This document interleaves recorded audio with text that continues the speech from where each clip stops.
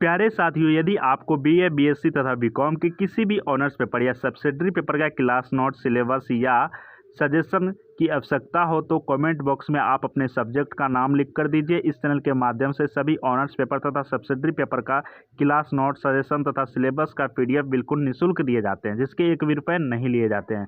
और प्यारे दोस्तों, आप लोग हमारे चैनल पर अभी तक नए हो तो सब्सक्राइब कर लेना, क्योंकि आप लोगों के लिए इतना सारा मेहनत किया जा रहा है तो आप लोगों का भी कर्तव्य बनता है। आइए प्रारंभ करते हैं।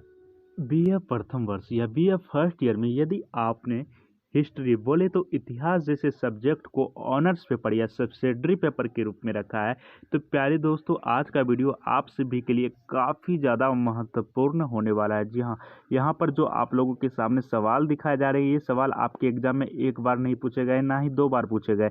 पिछले 10 वर्षों से लगातार आपके एग्जाम में ये सवाल पूछे जा रहे हैं। अब आपके मन में सवाल अवश्य आता होगा, ऐसी कौन सी खास बात है इन सवालों में जो कि हमारे एग्जाम में पिछले 10 वर्षों से लगातार पूछे जा रहे हैं। तो प्यारे दोस्तों, यहाँ पर बात करें तो इससे बेहतरीन, इससे सर्वश्रेष्ठ सवाल आपके सिलेबस में, आपके बुक में है ही नहीं, इसलिए एग्जामिनर के द्वारा इसे बार बार दोहराने का काम किया जाता है। और इस वर्ष भी आपके एग्जाम में 100% ये सवाल पूछे जाएंगे। टारगेट विद शिवम, यानी कि मैं 100% गारंटी लेता हूं दोस्तों, इस वर्ष भी ये सवाल आपके एग्जाम में बिल्कुल पूछे जाएंगे। यदि आप इन सवालों का जवाब देते हो एग्जाम हॉल में तो आपको 20 मार्क्स मिलते हैं। तो आप इस 10 मिनट को वीडियो को देख लीजिए, इस 10 मिनट के वीडियो को देख लीजिए। ना ही आपको इन प्रश्नों के उत्तर को लिखने की आवश्यकता है, ना ही रटने की आवश्यकता है। वीडियो को देखने मात्र से ही आपको इन प्रश्नों के उत्तर याद होने वाले हैं। जी हाँ, याद होने वाले हैं। और इस 10 मिनट के वीडियो में आप भी 20 मार्क्स को अपना कंप्लीट कर पाओगे और ये सवाल 100% छपने वाले हैं आपके एग्जाम में। देख सकते हो यहाँ पर इन सवालों की खूबसूरती को देखिए। प्राचीन भारतीय इतिहास, जी हाँ दोस्तों, प्राचीन भारतीय इतिहास जानने के स्रोतों का विवेचन करें। ठीक है, हम लोग प्राचीन इतिहास के बारे में जानना चाहते हैं, परंतु कैसे जानेंगे, इनके क्या स्रोत हैं, इसके बारे में आपको यहाँ पर उत्तर लिखना है दोस्तों। ठीक है, यदि आप उसका उत्तर दोगे तो आपको 20 मार्क्स मिलेंगे। अथवा में पूछ दिए जाते हैं प्राचीन भारतीय इतिहास के साहित्यिक स्रोत। जी हाँ, साहित्यिक स्रोत के बारे में यहाँ पर आपसे वर्णन पूछा जा रहा है। अथवा में पूछ दिया जा सकता है प्राचीन भारतीय इतिहास के अध्ययन के पुरातात्विक स्रोत बताइए। ठीक है, साहित्यिक स्रोत, पुरातात्विक स्रोत, तो ये सब एक स्रोत है हमारे प्राचीन भारतीय इतिहास को जानने के। और इन तीनों, ये जो तीनों प्रश्न देख रहे हो, ये तीनों प्रश्न बिल्कुल सेम है। ये तीनों प्रश्न बिल्कुल सेम है और इनके उत्तर भी बिल्कुल सेम होंगे। तो इन तीनों में से एक भी सवाल आपके एग्जाम में आ जाता है तो आपको आंख बंद करके ये उत्तर बिल्कुल लिख देना है। तो पहले देखिए, आपको यहाँ पर पूछा जाए प्राचीन भारतीय इतिहास के जानने के कौन कौन से रास्ते हैं, स्रोत हैं। इसके बाद प्राचीन भारतीय इतिहास के साहित्यिक स्रोत के बारे में बता दीजिए, या फिर प्राचीन भारतीय इतिहास के जो है पुरातात्विक स्रोत के बारे में बता दीजिए। ठीक है, तो प्यारे दोस्तों, इतिहास के जितने भी विद्वान रहे हैं उन्होंने प्राचीन भारतीय इतिहास की यत्र तत्र बिखरी हुई सामग्री को जो एक जगह एकत्रित करके एक ऐसा रूप प्रदान करने का प्रयत्न किया जिससे कि प्राचीन भारत का एक विश्वस्त तथा कला, यानी कि प्राचीन भारत के इतिहास को हम लोग प्राप्त कर सके। ठीक है, प्राचीन भारतीय इतिहास को जानने के प्रमुख साधन कुल मिलाकर 3 हैं। ठीक है, मुख्य जो है 3 साधन है। पहला जो है साहित्यिक स्रोत है, दूसरा यात्रियों के विवरण, या तीसरा आपका पुरातात्विक स्रोत। ठीक है, तो सबसे पहले हम लोग यहाँ पर पढ़ेंगे साहित्यिक स्रोत के माध्यम से हम लोग कैसे प्राचीन भारतीय इतिहास को जान सकते हैं। ठीक है, जैसा कि प्राचीन भारतीय इतिहास को जानने के 3 स्रोत हैं, ये याद रखना आपको। प्राचीन भारतीय इतिहास के जानने के 3 स्रोत हैं। पहला क्या है, साहित्यिक स्रोत, यात्रियों के विवरण, तथा तीसरा आपका पुरातात्विक स्रोत। तो सबसे पहले हम लोग साहित्यिक स्रोत के माध्यम से प्राचीन भारतीय इतिहास को जानने का काम करेंगे। इसके बाद हम लोग यात्रियों के विवरण से इसको जानने का काम करेंगे, फिर पुरातात्विक विभाग के माध्यम से प्राचीन भारतीय इतिहास को जानने का काम करेंगे। तो बस आपको मेरे द्वारा कही गई बातों को सुनना है और कुछ करना नहीं है। सुनने मात्र से ही आपको इन प्रश्नों के उत्तर याद होने वाले हैं। ठीक है, तो प्यारे दोस्तों, सबसे पहले हम लोग साहित्यिक स्रोत के माध्यम से प्राचीन भारतीय इतिहास को जानेंगे। तो इस इतिहास जानने का सबसे प्रमुख तथा सबसे गारंटेड साधन जो है वो साहित्यिक स्रोत है। ठीक है, सबसे विश्वसनीय साधन क्या है हमारा, साहित्यिक स्रोत है। इसके बाद प्राचीन भारतीय इतिहास जानने के लिए भी पर्याप्त साहित्य उपलब्ध है। ठीक है, इसके बाद अध्ययन की सुविधा हेतु साहित्यिक स्रोत को भी ये क्या करते हैं, 3 भाग में बांट देते हैं। ठीक है, पहले तो हम लोग 3 माध्यम से प्राचीन भारतीय इतिहास को जान रहे थे, परंतु प्राचीन इतिहास को और भी नजदीक से जानने के लिए क्या कर रहा है, यहाँ पर साहित्यिक स्रोत को भी 3 वर्गों में बांट दिया जाता है। ठीक है, पहला आपका हो जाता है धार्मिक साहित्य, दूसरा हो जाता है ऐतिहासिक ग्रंथ। ठीक है, धार्मिक साहित्य, जितने भी धार्मिक पुस्तक हैं, धार्मिक ग्रंथ हैं, इसके माध्यम से हम लोग प्राचीन भारतीय इतिहास को जानने का काम करेंगे। और दूसरा आपका ऐतिहासिक, जो भी ऐतिहासिक ग्रंथ हैं इसके माध्यम से भी जान सकते हैं, और कुछ अन्य ग्रंथ ऐसे भी हैं जिसके माध्यम से भी हम प्राचीन भारतीय इतिहास को जान सकते हैं। तो सबसे पहले हम यहाँ पर बात करेंगे धार्मिक साहित्य के बारे में, ठीक है। धार्मिक साहित्य, प्यारे दोस्तों आपको वीडियो स्किप नहीं करना है यदि 20 मार्क्स आपको कंप्लीट करना है, ठीक है। और चैनल को सब्सक्राइब भी कर लेना है। धार्मिक साहित्य, प्राचीनतम धार्मिक साहित्य पूर्ण रूपेण धार्मिक होते हुए भी इतिहास जानने का एक अच्छा साधन है, ठीक है। यह मूलतः निम्नांकित है। प्राचीनतम धार्मिक साहित्य, जी हाँ दोस्तों, प्राचीनतम यानी कि सबसे पुराना धार्मिक साहित्य पूर्ण रूप से धार्मिक है, ठीक है, पूर्ण रूप से धार्मिक है। ये जो है प्राचीनतम धार्मिक साहित्य, ये पूर्ण रूप से जो है धार्मिक है और धार्मिक होते हुए भी इतिहास यानी कि प्राचीन इतिहास को जानने का एक सबसे अच्छा साधन है। ये मूलतः निम्नांकित है। आर्यों के धार्मिक ग्रंथ, ठीक है, आर्य समाज जो है काफ़ी ज़्यादा प्राचीन रहे हैं। तो आर्यों के धार्मिक ग्रंथ के बारे में थोड़ा हम लोग जान लेते हैं। आर्यों के प्राचीनतम ग्रंथ वेद हैं, ठीक है। देखिए ये सवाल आपके एसएससी और बीपीएससी में भी पूछे जा सकते हैं। एसएससी में आपसे ऑब्जेक्टिव में पूछ दिए जाएंगे कि आर्यों के सबसे पुराना ग्रंथ कौन सा है। आपसे ये सवाल एसएससी में पूछ दिया जा सकता है कि आर्यों में सबसे पुराना ग्रंथ कौन सा है। या आपके रेलवे में भी ये सवाल पूछे जा चुके हैं। आपको बिलीव ना हो तो क्वेश्चन बैंक उल्टा के देख लेना कि आर्यों का सबसे पुराना ग्रंथ, तो आप बोलोगे वेद है, ठीक है। मेरी कही गई एक एक बातों को आपको ध्यानपूर्वक सुनना है ताकि आपका कंपटीशन का भी क्वेश्चन कंप्लीट हो जाए। और वेद कितने हैं, तो 4 हैं, ठीक है। वेद कितने हैं, 4 हैं। ये सवाल भी आपसे पूछ दिए जा सकते हैं, ठीक है। कौन कौन से वेद हैं, ऋग्वेद हैं, यजुर्वेद हैं, सामवेद हैं, अथर्ववेद हैं, ठीक है। ये वेद आर्यों के धार्मिक ग्रंथ हैं, ठीक है। फिर भी इन वेदों से आर्यों की तत्कालीन राजनीतिक, सामाजिक, धार्मिक तथा आर्थिक दशाओं का बोध होता है, ठीक है। इन वेद के माध्यम से हम लोग आर्यों की राजनीतिक स्थिति क्या थी, सामाजिक स्थिति क्या थी, धार्मिक स्थिति तथा आर्थिक स्थिति क्या थी, इसके बारे में हम लोग जानकारी जुटा सकते हैं। ऋग्वेद यानी कि यहाँ पर 4 वेद है, ऋग्वेद, यजुर्वेद, सामवेद, अथर्ववेद। तो ऋग्वेद की बात करें तो ऋग्वेद जो है सबसे पुराना वेद है, ठीक है। सबसे पुराना वेद आपसे एग्जाम में पूछ दिया जा सकता है। सबसे पुराना वेद कौन सा है, तो आप धड़ाक से उत्तर मारोगे ऋग्वेद पे, ठीक है। जिससे आर्यों के प्रसार, विकास तथा संघर्ष का ज्ञान प्राप्त होता है, ठीक है। ऋग्वेद में जो है आर्यों के प्रसार, इसके बाद विकास किस प्रकार हुआ तथा संघर्ष इन्होंने किस प्रकार किया, इसके बारे में आप लोग ऋग्वेद के माध्यम से जानकारी प्राप्त कर सकते हो। वेद के पश्चात उपनिषद, जी हाँ, जब हम लोग वेद की जानकारी प्राप्त कर लेते हैं तो उपनिषद में आते हैं, ठीक है। यदि आप सनातन धर्म से हो तो आपको उपनिषद के बारे में जानकारी अवश्य होगी, ठीक है। इसके बाद ब्राह्मण ग्रंथ तथा अरण्यक की रचना हुई, ठीक है। वेद के बाद जो है प्यारे दोस्तों उपनिषद, ब्राह्मण ग्रंथ तथा अरण्यक की रचना हुई। उपनिषद तथा ब्राह्मण ग्रंथ से राजा परीक्षित से लेकर, जी हाँ, उपनिषद तथा ब्राह्मण ग्रंथ से जो है हम लोग जानकारी कौन कौन जुटा पाए, परीक्षित के बाद से लेकर बिंबिसार तक के पूर्व तक के इतिहास का ज्ञान प्राप्त होता है, ठीक है। उपनिषदों में जो है प्यारे दोस्तों कंठ, केन, छांदोग्य तथा बृहदारण्यक उपनिषद अधिक उल्लेखनीय है, ठीक है। उपनिषद तो कुल मिलाकर 6 हैं, लेकिन इसमें से कुछ उपनिषद ऐसे भी हैं जो कि काफ़ी ज़्यादा महत्वपूर्ण है। उसका नाम कुछ निम्न प्रकार है, कंठ, केन, छांदोग्य तथा बृहदारण्यक। इसके बाद अधिक उल्लेखनीय है। ब्राह्मण ग्रंथ द्वारा आई दिग्विजय, पारस्परिक युद्ध एवं संधि तथा उनके सामाजिक नियमों एवं परंपराओं का ज्ञान प्राप्त होता है, ठीक है। इसके बाद प्यारे दोस्तों उपर्युक्त साहित्य के पश्चात सूत्र साहित्य की रचना हुई जो 3 भागों में विभाजित है, धर्मसूत्र, कल्पसूत्र और गृह सूत्र। धर्म ग्रंथ में वैदिक यज्ञ की शास्त्रीय विवेचना, गृह सूत्र में गृहस्थ के संस्कारों तथा कर्मकांड आदि का वर्णन किया गया है, ठीक है। गृह सूत्र में जो है प्यारे दोस्तों, गृह सूत्र में गृहस्थ के संस्कार, गृहस्थ आश्रम के बारे में जानकारी दी गई है, कर्मकांड आदि का वर्णन किया गया। वहीं बात कर ले प्यारे दोस्तों कल्प सूत्र में, तो कल्प सूत्र के अंतर्गत वैधानिक, सामाजिक तथा राजनीतिक स्थिति का विश्लेषण है, ठीक है। वैदिक कालीन धार्मिक साहित्य के अंतर्गत रामायण तथा महाभारत का इतिहास की दृष्टि है अधिक महत्व है, ठीक है।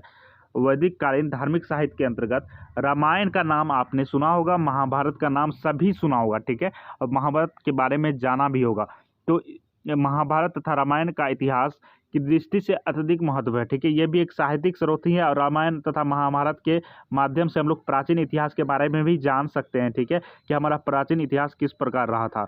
इसका रचना काल जो है यानी कि 500 ईसा पूर्व माना जाता है। इसमें ज्ञान का अपूर्व भंडार है। तो आप लोगों से मेरा अनुरोध है, एक बार रामायण और महाभारत आप लोगों ने सीरियल टीवी के माध्यम से देखा होगा, परंतु एक बार पढ़कर देखना, आप लोगों को बहुत ज़्यादा नॉलेज मिलेंगे, समझ सकते हो, क्योंकि इतना प्राचीन ग्रंथ होने के बावजूद भी अभी तक आप लोग इसके बारे में जानकारी प्राप्त कर सकते हो और काफ़ी ज़्यादा अपडेट भी है, ठीक है। तो प्यारे बच्चों यहाँ से आप इनकी जानकारी प्राप्त कर सकते हो। इसके बाद प्यारे दोस्तों यहाँ पर बात कर ले वाल्मीकि रचित रामायण तथा वेद व्यास रचित महाभारत में अनेक कथाओं के माध्यम में राजनीतिक, सामाजिक, धार्मिक तथा सांस्कृतिक दशाओं का ज्ञान प्राप्त होता है। मौर्य काल के अंत में स्मृतियों की रचना हुई। ठीक है प्यारे बच्चों, यहाँ पर बात कर लें मौर्य काल का जब अंत स्थिति में था तो उस समय स्मृतियों की रचना होगी। इन स्मृतियों में भी ऐतिहासिक घटनाओं का उल्लेख प्राप्त होता है। मनु स्मृति, नारद स्मृति तथा यज्ञवाल स्मृति इतिहास की दृष्टि से अधिक महत्वपूर्ण है। ठीक है, इसके बाद प्यारे दोस्तों अब हम लोग बौद्ध साहित्य की बात कर लेते हैं। ये तो हम लोगों ने सनातन धर्म के ग्रंथ के बारे में जानकारी प्राप्त करी, अब थोड़ा हम लोग बौद्ध धर्म की ओर चलते हैं। तो बौद्ध साहित्य, प्राचीन भारत के इतिहास में बौद्ध साहित्य का अत्यधिक महत्व है। ठीक है, बौद्ध धर्म उस समय समस्त भारत में व्याप्त था। ठीक है, उस समय जो है पूरे संपूर्ण भारत में बौद्ध धर्म का प्रचार प्रसार काफ़ी जोर शोर से चल रहा था, जबकि भारत में मौर्यों तक कुषाणों का शासन रहा है। ठीक है, इसके बारे में और भी विस्तार से जानेंगे, वीडियो को स्किप मत करना। आप मेरी कही गई बातों को काफ़ी अच्छे ढंग से ध्यानपूर्वक सुन लीजिए, सुनने मात्र से ही आपके 20 मार्क्स कंप्लीट होने वाले हैं। तो आप लोगों से रिक्वेस्ट है वीडियो छोड़ के मत जाना।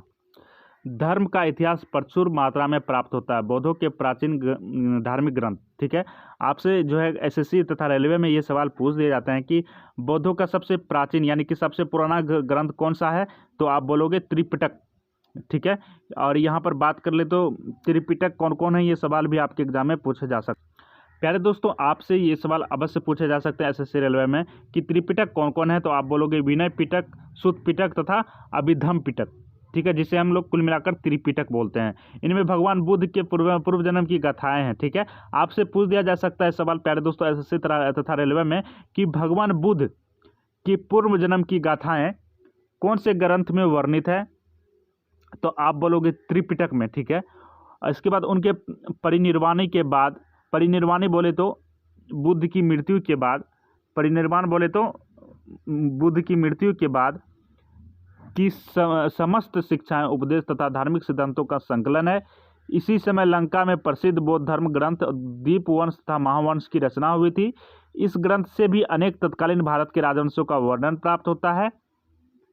दिव्यवदान, महावस्तु तथा ललित विस्तार में भी बौद्ध धर्म का साहित्य एवं इन पुस्तकों में भी अनेक तत्कालीन ऐतिहासिक तत्वों का ज्ञान प्राप्त होता है। ठीक है, बुद्ध चरित, मंजूश्री तथा मूल्य काव्य में भी ऐसे ग्रंथ हैं। ठीक है, जैन धर्म के बारे में आप जान लेते हैं। आपने बुद्ध धर्म से क्या सीखा कि बौद्ध धर्म की पूर्व जन्म की गाथाएं किस में है, तो त्रिपिटक में है। त्रिपिटक कौन कौन है, विनय पिटक, सुत्त पिटक तथा अभिधम्म पिटक। ठीक है, अब बौद्धों के प्राचीन धार्मिक ग्रंथ कौन है, तो त्रिपिटक है। ये बस आपको याद रखना है, ये पॉइंट आपको याद कर लेना है। ठीक है, अब जैन धर्म की ओर रुख करते हैं हम लोग। तो जैन धर्म के ग्रंथ ऐतिहासिक दृष्टिकोण से जो है जैन धर्म ग्रंथ में आचार्य हेमचंद्र द्वारा लिखित परिशिष्ट पखंड। ठीक है, अब आपसे सवाल आ जाएगा कि परिशिष्ट पखंड किनके द्वारा लिखी गई थी, तो आचार्य हेमचंद्र के द्वारा। ये पॉइंट आपको याद कर लेने हैं थोड़ा सा। इसके बाद जैनाचार्य भद्रबाहु का कल्पसूत्र। जी हाँ, कल्पसूत्र ग्रंथ किसके द्वारा लिखी गई है, तो भद्रबाहु के द्वारा। ठीक है, और ये काफ़ी ज़्यादा महत्वपूर्ण है, काफ़ी ज़्यादा महत्व है इसका जैन धर्म में। इसके अलावा जैन धर्म के अन्य ग्रंथों जैसे कलिका पुराण, भगवती सूत्र, कथा कुशोर, त्रिचोक, विज्ञप्ति आदि भी समकालीन ऐतिहासिक तथ्यों का ज्ञान प्राप्त होता है। ठीक है, तो प्यारे दोस्तों ये सारी जानकारी आप यहाँ से प्राप्त कर सकते हो। इसी तरह आपको उत्तर लिखना है अपने एग्जाम हॉल में। ठीक है, अब हम लोग थोड़ा ऐतिहासिक साहित्य के बारे में थोड़ा जान लेते हैं। महाकाव्य, प्राचीन कालीन भारतीय इतिहास जानने हेतु ऐतिहासिक साहित्य में रामायण तथा महाभारत का सबसे अधिक महत्वपूर्ण स्थान है। ठीक है, जिसके अंतर्गत आर्यों की राजनीतिक, सामाजिक तथा धार्मिक आर्थिक दशाओं का दिग्दर्शन होता है। ठीक है, यहाँ पर बात कर ले पुराण कुल मिलाकर 18 हैं। आपसे कोई सवाल कर देगा कि अरे भाई साहब पुराण कितने हैं, आप यदि हिंदू हो तो आपको इसकी नॉलेज अवश्य होनी चाहिए, क्योंकि आपको ये नॉलेज किसी अन्य पुस्तक में नहीं मिलेगी। सबसे पहले आपको महाकाव्य पूछे जाएंगे, तो महाकाव्य कितने हैं, 2। कौन कौन है, रामायण तथा महाभारत। ठीक है, इसके बाद आपसे पुराण पूछे जाएंगे, तो पुराण कितने हैं, कुल मिला के 18। पुराण के रचयिता कौन है, लोमहर्ष तथा उग्रशर्वा। पुराण पूर्ण रूप में से ऐतिहासिक ग्रंथ माने जाते हैं। ठीक है, इसके बाद पहले दोस्तों पुराण तथा उप पुराणों की संख्या 18 है। देख सकते हो यहाँ पर पुराणों की संख्या 18 है। इन पुराणों की रचना लोमहर्ष अथवा उनके पुत्र उग्रशर्वा ने की थी। पुराणों में 5 चीज़ों का वर्णन होता है। ठीक है, जिसका 5वां भाग वंशानुचरित कहा जाता है। इसमें राजवंशों का वर्णन किया गया है, साथ ही पुराणों में ऐतिहासिक घटनाओं का भी ज्ञान होता है। ठीक है, इसके बाद प्यारे दोस्तों परिशिष्टि काव्य क्या है, इसके बारे में नॉलेज ले लो, ठीक है, क्योंकि आपको इसकी जानकारी होनी चाहिए। आपको बिलीव ना हो तो लूसेंट में जाके देखना, ये सवाल एसएससी रेलवे में काफ़ी ज़्यादा पूछे जाते हैं। परिशिष्टि काव्य, वान रचित हर्ष चरित से हर्षकालीन इतिहास का ज्ञान प्राप्त होता है, ठीक है। वान के द्वारा जो है एक काव्य रची गई थी हर्षचरित। हर्षचरित किसके द्वारा रची के हर्षचरित के रचयिता कौन है, तो वान, ठीक है, वान भट्ट। वान भट्ट हर्षचरित के रचयिता हैं, ठीक है। और हर्षकालीन इतिहास का ज्ञान प्राप्त होता है मुझे हर्षचरित को पढ़ने से, ठीक है। इसी प्रकार राजतरंगिणी किसके द्वारा लिखी गई है, तो कलहन के द्वारा। ये सवाल आपके एग्जाम में पूछे जा सकते हैं कि राजतरंगिणी के लेखक कौन है, तो कलहन। और हर्षचरित के रचयिता कौन है, तो बाण भट्ट, ठीक है। तो प्यारे दोस्तों उसके समय तक का कश्मीर का विश्वस्त इतिहास प्राप्त होता है। कलहन के समकालीन 12वीं शताब्दी में विल्हन ने विक्रमांक चरित तथा संध्या का नंदिनी ने रामचरित की रचना की। ये ग्रंथ इतिहास के विशिष्ट सूत्र हैं। चंद्रवरदायी का पृथ्वीराज रासो, ठीक है। पृथ्वीराज रासो को किसने लिखा, तो चंद्रवरदायी ने लिखा, ठीक है।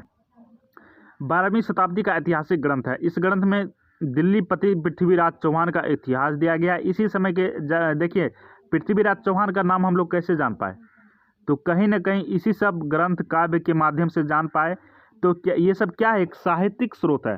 तो साहित्यिक स्रोत के माध्यम से हम लोग अपने प्राचीन इतिहास को काफ़ी नज़दीक से जान सकते हैं दोस्तों, ठीक है। इसी समय में जन्निक आल्हखांड तो उत्तर भारत की जनता के गले की तक का हार ही रहा। यद्यपि इन ग्रंथों में वर्तमान ऐतिहासिक ग्रंथों के समस्त गुण विद्यमान नहीं है, फिर भी ये प्राचीन भारत का इतिहास जानने हेतु ऐतिहासिक ग्रंथ है, ठीक है। इसके बाद पद्मगुप्त का नव साहसांक जयराज लिखित पृथ्वीराज विजय तथा तमिल भाषा के कलिगत्तु परिणी एवं चोलवंश के चरितम इतिहास की दृष्टि से महत्वपूर्ण ग्रंथ है, ठीक है। अब अन्य साहित्य को थोड़ा हम लोग देख लेते हैं। इतिहास की दृष्टि से अन्य साहित्य के अंतर्गत सर्वाधिक प्रमुख तथा महत्वपूर्ण ग्रंथ कौटिल्य का अर्थशास्त्र, ठीक है।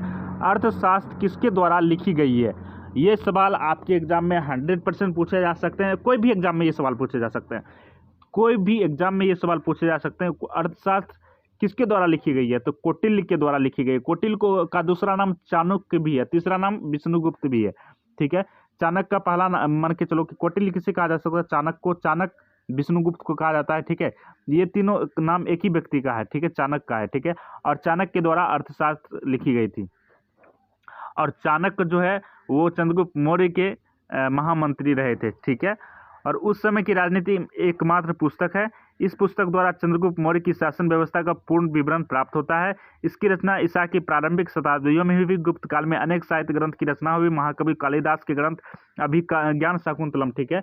आपसे ये सवाल अवश्य पूछे जा सकते हैं कि अभिज्ञान शाकुंतलम किसकी रचना है, तो आप बोलोगे कालिदास, सटाक से। इसके बाद मालविका अग्निमित्रम किसकी रचना है, तो कालिदास की। रघुवंशम किसकी रचना है, तो कालिदास की, ठीक है। ऐसे महत्वपूर्ण ग्रंथ हैं जिनसे ऐतिहासिक तथ्यों की जानकारी प्राप्त होती है। विशाखादत्त का नाटक मुद्रा राक्षस, जी हाँ दोस्तों, मुद्रा राक्षस किसकी रचना है, तो विशाखादत्त की, ठीक है। और तथा भास के 13 ऐतिहासिक नाटक तत्कालीन इतिहास के प्रमुख साधन है। भास के नाटकों का स्वप्नवास दत्तम का महत्वपूर्ण स्थान है। हर्ष द्वारा लिखित ग्रंथ रत्नावली, जी हाँ दोस्तों, हर्षवर्धन के दरबारी कवि थे बाण भट्ट, ठीक है। हर्षवर्धन बहुत बड़े मतलब राजा यानी कि शासक थे। और हर्षवर्धन के द्वारा पुस्तक लिखी गई है रत्नावली, प्रियदर्शिका, सौंदर्यानंद, ये सारी जो है हर्षवर्धन के द्वारा लिखी गई है। इस प्रकार प्राचीन भारत का इतिहास जानने हेतु प्रचुर मात्रा में साहित्यिक उपलब्ध है, ठीक है। अब यात्रियों के विवरण के बारे में हम लोग जानेंगे, फिर इसके बाद जो है और भी जानकारी प्राप्त करेंगे। यदि आप इस तरीके से स्टेप बाय स्टेप यदि एग्जाम हॉल में लिखते हो तो आपको 20 मार्क्स बिल्कुल दिए जाते हैं। बस आपको यदि समझ में नहीं आ रहा हो तो वीडियो को दोबारा देखना, समझ में नहीं आ रहा हो तो वीडियो को दोबारा देखना। हम गारंटी लेते हैं कि यदि आप इस वीडियो को 1 से 2 बार देख लेते हो तो इन प्रश्नों का उत्तर आपको नहीं लिखने की आवश्यकता है, नहीं रटने की आवश्यकता है। वीडियो को देखने मात्र से ही इन प्रश्नों का उत्तर आपको याद होगा और आप भी 20 मार्क्स प्राप्त कर पाओगे, ठीक है। तो अब हम लोग जानते हैं यात्रियों के विवरण। प्राचीन भारत के इतिहास की जानकारी हेतु तत्कालीन विदेशी यात्री के विवरण, ठीक है, ठीक है। तो प्यारे दोस्तों, हम लोगों ने साहित्यिक स्रोत के माध्यम से प्राचीन इतिहास को जानने का काम किया। अब हम लोग जो है यात्रियों के, जी हाँ दोस्तों, यहाँ पर यात्रियों के माध्यम से हम लोग प्राचीन इतिहास को जानने का काम करेंगे। तो काफ़ी पर्याप्त महत्व है, ठीक है। प्राचीन काल में अनेक चीनी यात्री यूनानी, तिब्बती तथा तुर्की भारत आए। और इसके बाद 6ठी शताब्दी ईसा पूर्व स्काइलैक्स जो ईरान की सेना का सेनापति था, पश्चिम सीमा से भारत में प्रवेश किया। उसने स्वयं भारत तथा यहाँ के निवासियों के बारे में सुंदर वर्णन किया। चंद्रगुप्त मौर्य के दरबार में यूनान के क्षत्रप सेल्यूकस निकेटर ने मेगास्थनीज को अपना दूत बनाकर भेजा। ठीक है, उसने मौर्य के दरबार में यूनान के क्षत्रप सेल्यूकस निकेटर ने मेगास्थनीज को अपना दूत बनाकर भेजा। उसने मौर्य दरबार में रहकर यहाँ की अनेक ऐतिहासिक बातों का ज्ञान अर्जन किया। ठीक है, और उसने इंडिका नामक अपनी पुस्तक में चंद्रगुप्त मौर्य की शासन व्यवस्था, पाटलिपुत्र था उसकी व्यवस्था, राजप्रसाद, अनेक ऐतिहासिक घटनाओं का उल्लेख किया। तो यहाँ पर कुल मिला के बात करें तो यहाँ पर इंडिका यहाँ पर इंडिका होना चाहिए। इंडिका किसके द्वारा लिखी गई है? तो मेगास्थनीज के द्वारा लिखी गई है। मेगास्थनीज को यहाँ भारत में कौन भेजा था? सेल्यूकस निकेटर ने भेजा। सेल्यूकस निकेटर किसके सेनापति थे? महान विश्व विजेता सिकंदर के सेनापति थे। कौन? Seleucus Nicator. तो कुल मिलाकर बात करें तो सिकंदर के सेनापति रहे हैं कौन? Seleucus Nicator. ठीक है, और यहाँ पर मैं एक बहुत ही बड़ी बात आप लोगों के सामने शेयर करने वाला हूँ कि सभी का कहना है कि विश्व विजेता रहा तो सिर्फ सिकंदर। ठीक है, सिकंदर के जैसा कोई महान नहीं, उन्होंने पूरे विश्व को जीता था। परंतु आप लोगों को ज्ञात होना चाहिए कि चंद्रगुप्त मौर्य जो कि हमारे भारत के रहे हैं, ठीक है, उन्होंने सिकंदर के जितने भी सेनापति रहे सबको धूल चटाई और संपूर्ण भारत में उन्होंने अपना झंडा लहराया। ठीक है, संपूर्ण भारत में उन्होंने अपना झंडा लहराया। ठीक है, और सेल्यूकस निकेटर को इतना ज़्यादा पराजित किया कि सेल्यूकस निकेटर डर के मारे अपनी पुत्री का शादी चंद्रगुप्त मौर्य से कर देता है। ठीक है, और चंद्रगुप्त मौर्य के गुरु कौन थे? चाणक्य। तो प्यारे दोस्तों, यहाँ पर बात करें और चंद्रगुप्त मौर्य के दरबार में कौन आए थे? मेगास्थनीज। इन्होंने एक पुस्तक लिखी इंडिका, और इंडिका में क्या क्या लिखी गई है? तो चंद्रगुप्त मौर्य की शासन व्यवस्था किस प्रकार थी, पाटलिपुत्र तथा उसकी व्यवस्था, राजप्रसाद तथा अनेक ऐतिहासिक घटनाओं का उल्लेख है इंडिका में।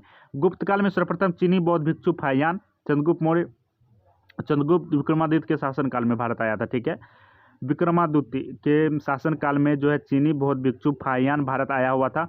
14 वर्ष तक उसने भारत भ्रमण किया।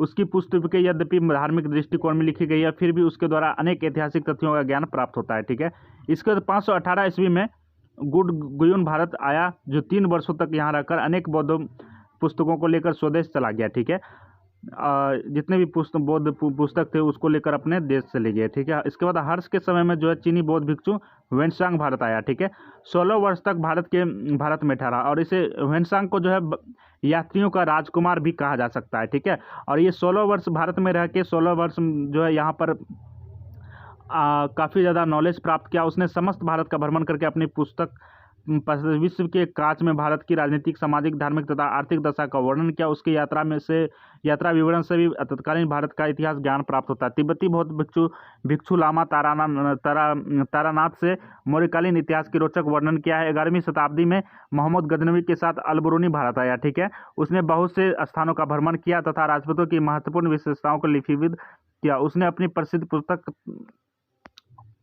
तहकीए हिंद में 11वीं शताब्दी के भारत की पतनोन्मुखी राजनीतिक, सामाजिक तथा आर्थिक दशा का बड़ा ही रोचक वर्णन किया है। इस प्रकार समय समय पर भारत में आगे वाले विदेशी यात्रियों का वर्णन का वहाँ के तत्कालीन इतिहास के जानने हेतु सर्वाधिक महत्वपूर्ण साधन है। इनके वर्णनों से भारत का तिथिबद्ध इतिहास प्राप्त होता है। प्यारे दोस्तों, हम लोगों ने यहाँ यात्रियों के विवरण से भी प्राचीन भारतीय इतिहास को जानने का काम किया। ठीक है, इसके बाद पुरातत्व विभाग के माध्यम से थोड़ा हम लोग जान लेते, फिर इन प्रश्नों के उत्तर को यहीं पर स्टॉप कर देंगे। ठीक है, भारत का इतिहास जानने हेतु तीसरा महत्वपूर्ण साधन पुरातत्व विभाग है। ठीक है, जिसके द्वारा अनेक शिलालेख, स्तंभ, स्तूप, धातुओं, मुद्राओं तथा भग्नावशेषों का पता चला है, जो कि इतिहास की जानकारी के लिए सर्वाधिक महत्वपूर्ण है। ठीक है, प्राचीन भारतीय इतिहास को जानने के लिए सबसे महत्वपूर्ण साधन क्या है? हमारा पुरातत्व स्रोत। ठीक है, अब पुरातत्व स्रोत किसे कहते हैं? जैसे कि धरती को मान के चलो कि धरती के अंदर गड्ढा कर रहे हैं, तो वहाँ से कुछ शिलालेख मिल गए, कुछ स्तंभ मिल गए, कुछ स्तूप मिल गए, कुछ धातु भी मिल जाते हैं हमको धरती से, पृथ्वी से। उस धातु के माध्यम से हम लोग जानेंगे कि ये धातु कौन सी सभ्यता की है, कितनी वर्ष पुरानी है, और ये कौन लोग बनाया करते थे। मुद्राओं के माध्यम से जान सकते हैं। तो ये सारे माध्यम है हमारे प्राचीन भारतीय इतिहास को जानने के। ठीक है, तो अभिलेख से यानी कि शिलालेख के माध्यम से हम लोग प्राचीन भारतीय इतिहास को कैसे जान सकते हैं? तो सबसे प्राचीनतम शिलालेख अशोक से प्राप्त होते हैं। ठीक है, ये सवाल एसएससी में पूछे जा सकते हैं। प्यारे दोस्तों, काफ़ी ज़्यादा इंपॉर्टेंट सवाल है, मैं अपने शब्दों से बयान नहीं कर सकता। और रेलवे में भी पूछे जा सकते हैं। सबसे प्राचीनतम शिलालेख अशोक से प्राप्त होते हैं। शिलालेख के अलावा उसके अभिलेख स्तंभ तथा स्तूप पर भी मिलते हैं। ठीक है, इस अभिलेख द्वारा अशोक के साम्राज्य की सीमाएं, उसकी विजय, बौद्ध धर्म प्रचार, उसके प्रयत्न एवं शासन संबंधी सुधारों का ज्ञान प्राप्त होता है। अशोक के पश्चात कनिष्ठ तथा गुप्त शासकों के समय के अभिलेख प्राप्त होते हैं। इन अभिलेख में कुछ परिस्थितियां भी हैं। इलाहाबाद में एक अभिलेख यानी कि एक शिलालेख मिलता है जो कि अशोक का रहता है। ठीक है, इसमें समुद्रगुप्त की दिग्विजय वंशावली तथा उसके चरित्र का सुंदर चित्र अंकित किया है। ठीक है, इन अभिलेखों के अलावा अनेक दानपत्र, धन प्रचारकों के ऐसे शिलालेख तथा ताम्रपत्र प्राप्त होते हैं जिनसे तत्कालीन समाज का चित्रण किया जाता है। इस तरह वो अभिलेख केवल भारत में ही नहीं विदेशों में भी पाए जाते हैं, जिससे प्राचीन भारत के गौरव तथा विदेशों के साथ संबंध आदि का बोध होता है। ठीक है, स्मारक की अब बात करते हैं हम लोग। तो प्यारे दोस्तों, अभिलेख के अतिरिक्त प्राचीन काल के अनेक राज्य प्रसाद, मंदिर, गुफाएं, स्तूप, ठीक है, मठ, चैत्य तथा विहार प्राप्त होते हैं। इनसे अनेक प्रकार की ऐतिहासिक सामग्री प्राप्त होती है। ऐसे स्मारकों से तत्कालीन कला तथा धर्म का विशेष रूप से ज्ञान प्राप्त होता है। अजंता की एलोरा तथा बाघा बादामी आदि गुफाएं प्राचीन भारतीय चित्रकला का एक मुख्य रूप से गुणगान करती है। इस समय भारत के अलावा श्याम, अलग, कंबोडिया, चीन, जावा, सुमात्रा आदि पूर्वी द्वीप समूह में अनेक स्थानों पर स्मारक प्राप्त होते हैं जिनसे बेहतर भारत तथा भारतीय संस्कृति के गौरव का ज्ञान प्राप्त होता है। तो प्यारे दोस्तों, उम्मीद करता हूँ आप इन बातों को दोबारा देखने का काम करोगे ताकि आपको अच्छे ढंग से समझ में आ सके। कुछ मुद्राएं भी मिली थी। ठीक है, उनके माध्यम से भी हम लोग प्राचीन भारतीय इतिहास को जानने का काम कर सकते हैं। प्राचीन काल के इतिहास में जानने में मुद्राएं सर्वाधिक सहायक सिद्ध होती है, क्योंकि साहित्य में वर्णित घटनाओं और तिथियों के अभाव में कुछ मात्रा में ये मुद्राएं दूर कर देती है। ठीक है, बहुत सी स्वर्ण, रजत, ताम्र अथवा मिश्रित धातुओं की मुद्राएं प्राप्त होती है। इन मुद्राओं से निम्नलिखित ऐतिहासिक ज्ञान प्राप्त होते हैं। प्रायः सभी मुद्राओं पर तिथियां अंकित रहती हैं, जिससे सम्राटों के तिथिबद्ध इतिहास का ज्ञान होता है। स्वर्ण मुद्राओं से देश की आर्थिक संपन्नता का ज्ञान प्राप्त होता है। विदेशी मुद्राओं तथा भारत की उन मुद्राओं से जो विदेश में प्राप्त होता है भारत का व्यापार संबंध प्रकट होता है। चंद्रगुप्त विक्रमादित्य की रोमन स्वर्ण मुद्राएं भारत तथा रोम के संबंध का प्रमाण है। मुद्राओं द्वारा सम्राटों के साम्राज्य विस्तार का ज्ञान होता है, क्योंकि देश के जितने भी भूभाग में एक सम्राट की मुद्राएं अधिक मात्रा में पर्याप्त होती हैं उतने भूभाग उस समय सम्राट के अधिकार रहा होगा। ठीक है, मुद्राओं द्वारा तत्कालीन धार्मिक स्थिति का भी बोध होता है। ठीक है, समुद्रगुप्त की वो मुद्राएं जिन पर वीणा बजाता हुआ चित्रित है। ठीक है, आपसे ये सवाल कर दिया जा सकता है कि वीणा बजाए हुए मुद्रा पर चित्र अंकित कौन से शासक के समय में था? तो प्यारे दोस्तों, समुद्रगुप्त के। इससे काव्य प्रेम का प्रमाण मिलता है। ठीक है, कुछ मुद्राओं द्वारा समाज के महान कृतियों का भी प्रमाण होता है। समुद्रगुप्त की जिस मुद्रा में अश्वमेध यज्ञ स्तंभ से बंधा हुआ चित्रित किया गया, उसकी समय दिग्विजय यज्ञ पूरा करने का प्रमाण मिला। ठीक है, इसके बाद प्यारे दोस्तों, उत्खनन। पुराने टीलों की खुदाई से अन्य भी बहुत सारे भग्नावशेष प्राप्त होते हैं, जिससे कि प्राचीन भारत का इतिहास प्रकाश में आता है। जब 1921 से 22 की बात करें तो मोहनजोदड़ो तथा हड़प्पा के स्थानों से खुदाई हुई भग्नावशेष प्राप्त हुए। उनसे भारत की प्राचीनतम सभ्यता का ज्ञान प्राप्त होता है। तक्षशिला की खुदाई से कुषाण कालीन सभ्यता का पता चलता है। इसी प्रकार वैशाली की खुदाई से प्राप्त मौर्य से गुप्त काल की शासन पद्धति पर प्रकाश पड़ा। ठीक है, तो ये सारे माध्यम हम लोगों ने देखने का काम किया। उम्मीद है कि आपको ये इन प्रश्नों का उत्तर समझ में आया होगा। यदि नहीं आया तो वीडियो को दोबारा देख लो, एक बार और देख लो आप, तो उम्मीद करता हूँ आपको याद हो जाएंगे। ठीक है, तो प्राचीन भारतीय इतिहास को जानने के 3 स्रोत हैं, यात्रियों के माध्यम से, इसके बाद प्यारे दोस्तों पुरातत्व स्रोत से, इसके बाद साहित्यिक स्रोत है। तो कुल मिला के 3 माध्यम से हम लोग प्राचीन भारतीय इतिहास को जान सकते हैं। तो सबसे पहले हम लोगों को साहित्यिक स्रोत के बारे में एक पॉइंट लिख देना है, इसके बाद यात्रियों के बारे में, इसके बाद प्यारे दोस्तों इसके बाद पुरातत्व के बारे में। तो उम्मीद करता हूँ आपको पसंद आया होगा। टेलीग्राम को ज्वाइन कर लेना, वहाँ पर आपको क्लास नोट्स का PDF देखने को मिलेगा, जिसके माध्यम से आप अपनी पढ़ाई में 4 चांद लगा सकते हो। जैसे आप क्लास नोट्स प्राप्त कर लेते हो तो आपको गैस पेपर या नोटबुक खरीदने की बिल्कुल भी आवश्यकता नहीं पड़ती है। तो टेलीग्राम तथा व्हाट्सएप ग्रुप को ज्वाइन कर लेना। मिलते हैं नेक्स्ट वीडियो में। Thanks for watching, bye bye, take care, जय हिंद दोस्तों।